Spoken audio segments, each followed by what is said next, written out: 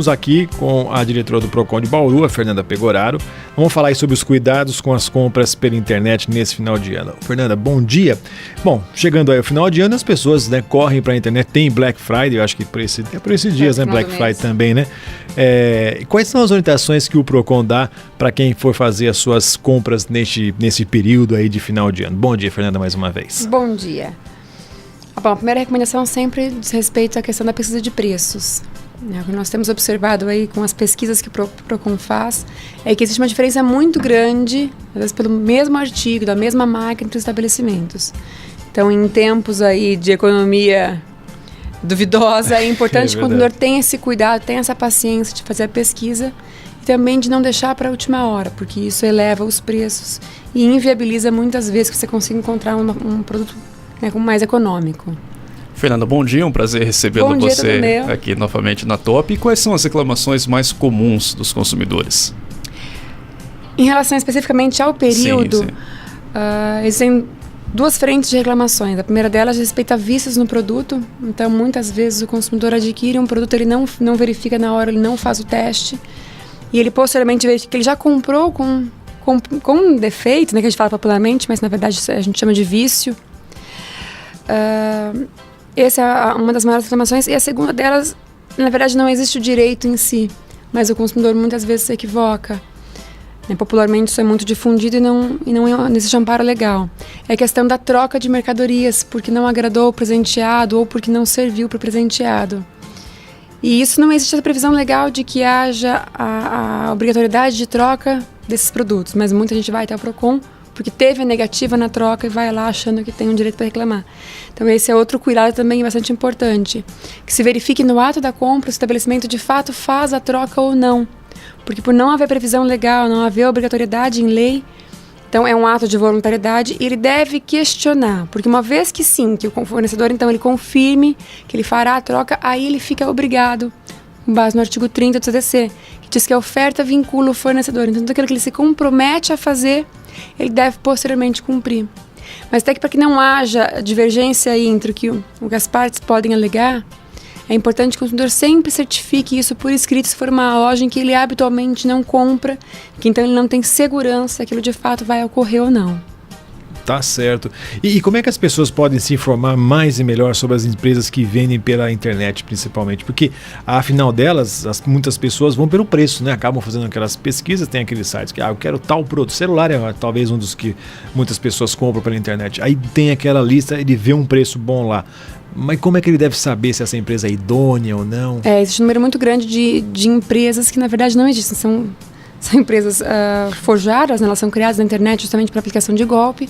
Então é importante que o consumidor ele entre no site do Procon, o próprio site, na página inicial do Procon, ele tem uma relação bastante grande com o nome do site, né? Com o endereço de sites que não existem. É claro que pode ser que a empresa não esteja ali incluída ainda, mas esse é um dos primeiros cuidados. O segundo cuidado que se deve ter quando é uma empresa conhecida é verificar no site se existem informações sobre razão social, CNPJ dessa empresa, endereço para eventual reclamação e confirmar a existência desses dados no site da Receita Federal. É um dos mecanismos que o consumidor dispõe para ter certeza se aquela compra ela pode ter um respaldo, se ela eventualmente é fraudulenta ou não. Claro que dá trabalho e as pessoas acabam tendo preguiça de fazer, mas é uma segurança que o consumidor deve ter por ele mesmo, para se resguardar, porque posteriormente não há como se ressarcir se aquela empresa não existisse, se for uma empresa, né, de fachada. E Fernanda, muitas pessoas ultimamente também têm comprado de lojas, né, pela internet de fora do país, seja produto chinês, produtos americanos, enfim. Como que o Procon age em relação a isso? Tem algum tipo de legislação específica? Quais os cuidados recomendados também para esse caso de compras de lojas que estão no exterior? É bem observado. Na verdade, o consumidor ele deve compreender que a legislação só se aplica para as empresas que estão no nosso território, dentro do Brasil. Então, uma vez que eu faço compra fora do país, eu não tenho nenhum tipo de resguardo legal para essas situações. E é curioso que tem muita gente vai ao Procon porque parou nos Correios, porque foi taxado. E eles acham que eles têm como reclamar ali, porque, né, aquele valor não estava previsto. E não existe isso. Na verdade, a taxa é um tributo e não tem nada a ver com relação de consumo também. né? E algumas pessoas optam por não retirar esses produtos, elas querem reaver o valor. Entra na mesma situação. Não se comprando dentro do país, não há resguardo legal. Tem que ter esse cuidado, por isso que você lembrou muito bem no começo da nossa conversa, da questão da informação. Pesquisar é fundamental, né? Então, outro detalhe também que a gente queria perguntar para você, quais são os cuidados que a pessoa deve ter, por exemplo, com o cartão de crédito, porque muitas dessas compras, você pode optar por boleto, né, alguma coisa, mas muitas pessoas pedem o número do cartão. Também é um perigo, né? Que orientações vocês dão nesse sentido? Bom, primeira coisa, quando a compra é feita na internet, né, verifiquei que a empresa realmente é idônea para que não haja o perigo de, por exemplo, vírus, né, que vão copiar, ou eu estou colocando os dados do meu cartão e o site não é seguro. Sempre observar na própria tela tem um cadeadinho. Isso é um primeiro indício de que o site é seguro para você colocar todas as informações. Mas aí eu vou te contar uma outra coisa. O que a gente tem tido muito de problema no Procon não diz respeito só à compra com cartão de crédito, inclusive com boleto. Também. A hora que o consumidor ele vai clicar na opção de escolher boleto, se o consumidor tem algum vírus, muitas vezes é gerado um boleto fraudulento. Olha então só. não é para aquela empresa. Então, vou pegar um exemplo aí de uma loja qualquer, Magazine. Eu clico, ele gera o boleto aparentemente com todos os dados daquela empresa, mas o direcionamento financeiro não vai para eles. É golpe, aí é um golpe mesmo. É um golpe né? mesmo. Mas nesses casos especificamente, o consumidor tem um resguardo legal. Certo. Porque a empresa, né, ela deve sempre operar de forma segura. E uma vez que o consumidor é exposto, por ser a parte mais vulnerável da relação, né, ele estava dentro do próprio site. Então aí, nesse caso, sim, há como reclamar no Procon para pedir a consideração da parcela como se tivesse sido paga, mas mesmo assim os consumidores sempre devem, claro, ter todos os documentos que comprovem aquela transação. E, Fernanda, e se acontecer, por exemplo, de alguma loja colocar um preço no produto e, na verdade, aquele preço não ser o verdadeiro? Por exemplo, a pessoa vai lá, compra por X, mas, na verdade, o produto é mais caro. Aconteceu até um caso recente aqui no Brasil, né? Foi, se não me engano, televisão, né? Que o valor estava mais baixo do que o preço real. O consumidor, ele tem alguma forma de resguardo em relação a isso? Essa é uma questão bastante importante. Nos chamou demais a atenção quando nós vimos essa notícia da televisão. Eu não vou me recordar o preço, mas... mas foi eu acho que foi logo perto da sua primeira vez que você veio aqui, acho que foi em julho, alguma coisa, mas era isso mesmo. Era alguma coisa como se o preço tivesse sido anunciado por 10% ou 20% do valor, né? Muito abaixo do custo da própria televisão. E o que saltou aos olhos foi que o Procon foi lá, acho que foi no norte isso, né? Isso, no Nordeste. E exigiu o cumprimento, Não existe amparo legal para essas situações específicas. O que as pessoas devem colocar, manter sempre em mente mesmo, é que a necessidade da boa-fé, ela deve partir de ambas as partes, não apenas do fornecedor, mas o consumidor também deve agir sempre com boa-fé. Então, nos casos em que o preço é publicado de forma errônea, mas aquele erro é capaz de realmente te induzir a acreditar que aquilo seja verdadeiro, aí sim o consumidor pode exigir o cumprimento da oferta. Nos casos em que o erro é flagrante, exigir do fornecedor que ele cumpra, ele não apenas vai estar faltando com a boa-fé, como ele vai estar desequilibrando as relações de consumo.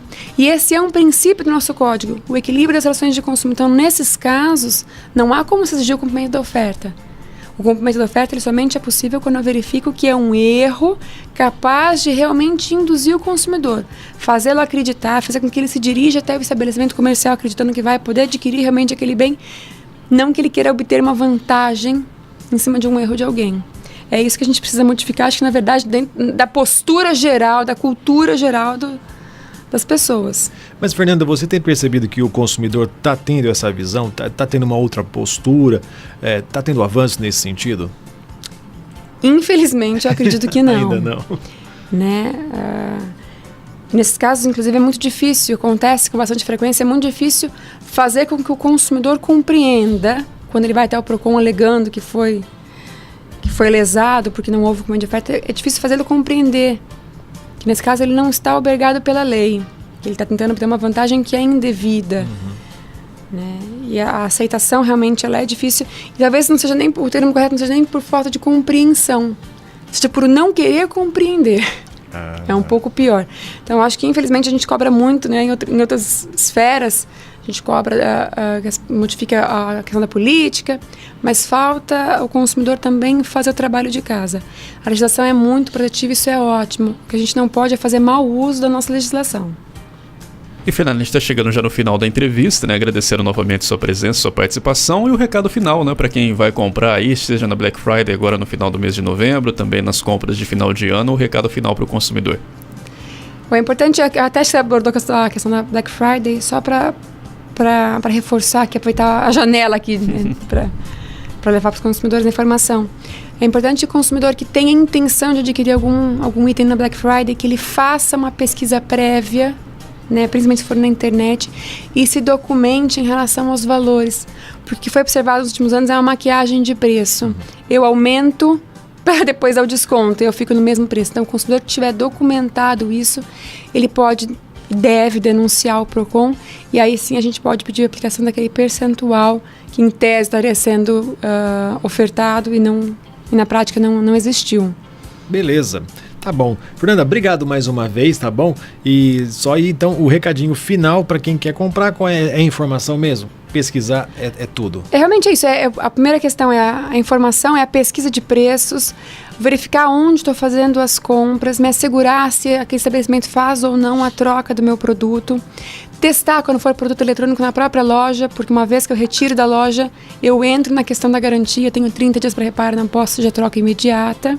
Tá certo. Fernanda, mais uma vez, obrigado. Bom trabalho lá para vocês, tá bom? E sucesso é para quem vai fazer compra na internet, né? Que siga as orientações do PROCON para não ter surpresas lá na frente, não é isso mesmo? É isso aí.